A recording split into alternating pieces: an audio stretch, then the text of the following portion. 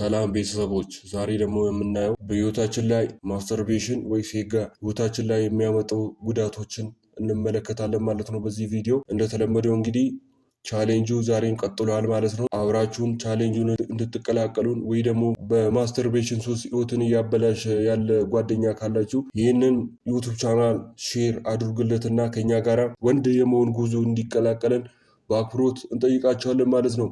በመጀመሪያ ደረጃ እንግዲህ ማስተርቤሽን ወይ ሴጋ ህይወታችን ላይ ከሚያመጡ ነገሮች መካከል እንግዲህ በራስ አለመተማመን ያመጣብናል ማለት ነው። አንድ ወንድ ለመባል እንግዲህ ሊኖራችሁ ከሚገቡ ነገሮች መካከል በራስ መተማመን ነው ማለት ነው። በራሱ ያልተማመነ ወንድ አይደለም ማለት ነው። ሴጋ ደግሞ በራስ መተማመን እንዳይኖረን ያደርገናል ማለት ነው። በሁለተኛ ደረጃ ላይ ደግሞ የሚያመጣብን ነገሮች መካከል ደካማ ልፍስፍስ ወንድ እንድንሆን፣ ጥንካሬ የሌለው ወንድ እንድንሆን ያደርገናል ማለት ነው። ይህም ደግሞ ሊከሰት የሚችለው ብዙ የዘር ፈሳሻችን ከውስጣችን ሲወጣ ቴስቴስትሮናችን እንዲቀንስ ያደርጋል ማለት ነው። ቴስቴስትሮናችን ደግሞ ሲቀንስ ትክክለኛው ወንድ ያለው ጥንካሬ እንዳይኖረን ያደርጋል ማለት ነው ሴጋ። በተጨማሪም ደግሞ የጡንቻ እድገት እንዳይኖረን ያደርጋል ማለት ነው። እኔ በህይወቴ ከደረሰብኝ ልምድ ተነስቼ ስነግራችሁ ብዙውን ጊዜ እንግዲህ በጂም ቤት ውስጥ ነው ማሳለፈው እኔ በግሌ።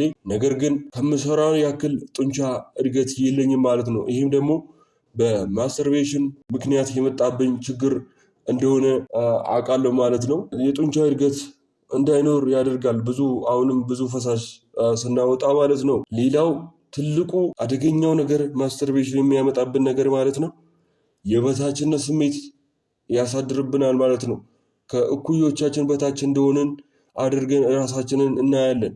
በሁሉም ነገር ከሰው በታች እንደሆንን አድርገን ራሳችንን እናያለን ማለት ነው። ማስተርቤሽን ስናደርግ ከሰው በታችነት ያጠቃናል ማለት ነው።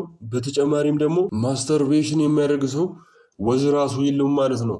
በውበት ደረጃ ውበቱም ይረግፋል ማለት ነው። ማስተርቤሽን የሚያደርግ ሰው ከሰዎች ጋር የመግባባት ክህሎታችንን በጣም ይቀንሳል ማለት ነው። ብዙውን ጊዜ ድብርት ውስጥ ስለምንገባ ከሰው ጋር የመግባባት ችሎታችን በእጥፍ ይቀንሳል ማለት ነው። መጥፎ ነገር ደግሞ በማስተርቤሽን የሚመጣብን ሴት ልጅን ቀና ብለህ ማየት ራሱ ትፈራለህ ማለት ነው።